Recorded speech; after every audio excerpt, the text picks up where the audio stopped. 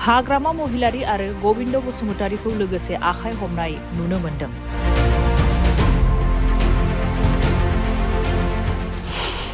बर' Baptist कन्वेन्शननि 110 बोसोरारि जथुमाया थांनाय सानखालि गोजोनै जोबलाङो।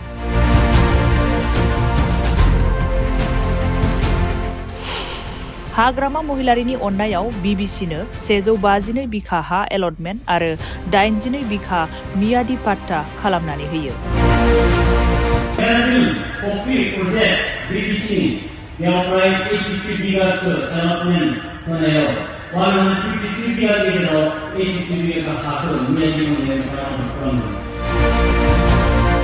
मख'नो गोनांदि बर' बाप्टिस्ट कन्वेन्शननि 110 बोसोरारि जथुमाया मोन 10 दखरा आफादखौ लानानै थांनाय 1 फेब्रुवारिनिफ्राय 4 फेब्रुवारिसिम सानब्रैनि मेहेरगोनां हाबाफारिनि गेजेरजों उदालगुरि जिल्लानि खोला कुवाबिलाव मेहेरगोनाङै खुंफुंजायो। बे जथुमायाव बीटीसीनि बारग' गाहाय खुंगिरि एबा बीपीएफ दोलोनि आफादगिरि हाग्रामा महिलारियाबो जोबथा हाबाफारियाव बाहागो लाहैयो। खुंफुं आफादनिफ्राय फोरमायनाय बादिब्ला 2007 मायथाइयाव हाग्रामा महिलारिया जेब्ला बीटीसी खुंथाय गोहोआव दंमोन अब्ला बर' हारिमुखौ थाइलेण्डनि चियांमायाव दिन्थिफुंनो थाखाय राङारि अनसुंथाइ हरदों होनना फोरमायो।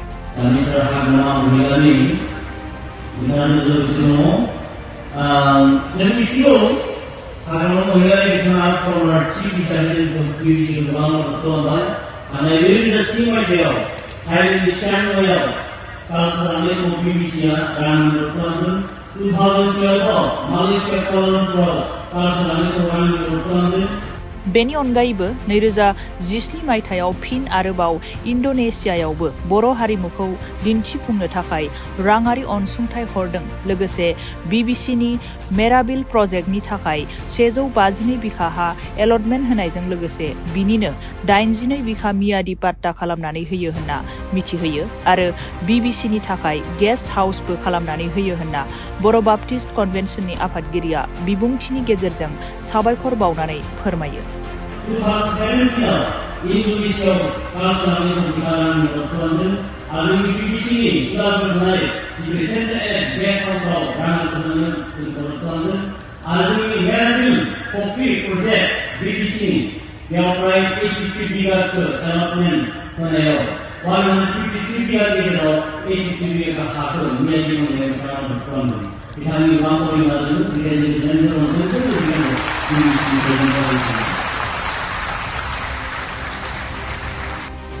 बे जथुमायाव हाग्रामा महिलारिजों लोगोसे आथिखालनि बीटीसीनि लेङाइ गाहाय मावफुं सोद्रोमा गोविंद बसुमतारीयाबो जयैनो बाहागो लानायखौ नुनो मोन्दों आरो बिथांमोनखौ सानैजों लोगोसे मिनि खुसियै आखाइ हमलायनायखौ बीबीसीनि जथुमायाव नुनो मोननाय जादों।